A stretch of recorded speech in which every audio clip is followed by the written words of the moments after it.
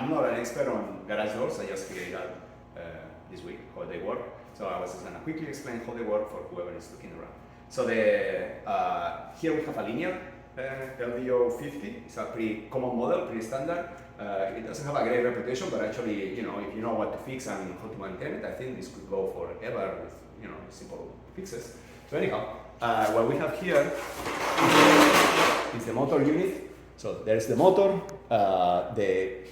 The motor has an axle like this, which has a screw that basically makes this gear here spin, and that gear then goes through the box on the top to the chain. Okay, so that's the chain. I'll go later back to the gear for one thing, but here's the chain. The chain comes all the way to here, and then this thing is attached to the chain up there, right? So when you have to release the door because the motor breaks or whatever, this is what you pull, and then you disengage this thing from the chain. Okay, so now it's engaged, obviously, because we want the door to open.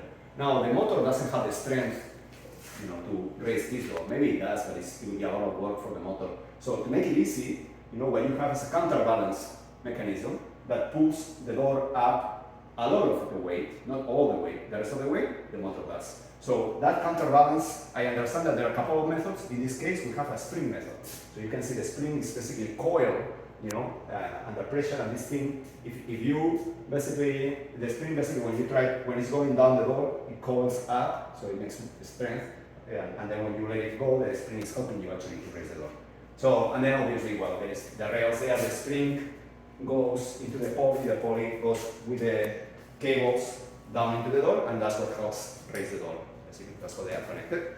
So now what we are going to do is, there's a couple of safety mechanisms, couple of things to add into this. So one of them is how the door knows that it's got to the end, so that the motor doesn't keep letting go, or vice versa. How the motor knows that the door got to this point. And in this unit, in particular, you can see here the two stop switches, right? So, and these are adjusted with these two screws here. So I'm gonna open the door, and you will see the center one moving till it touches the other one, okay? And that will indicate the door to stop. And that will be basically the end of the video. So I'm gonna do that for you, so you can see it there. So you can see the center one moving now to the left. To this thing, we'll click the other one, and then it will stop the door when the door gets to the top. So it stops there because it's too touch, and then you can see the door is open.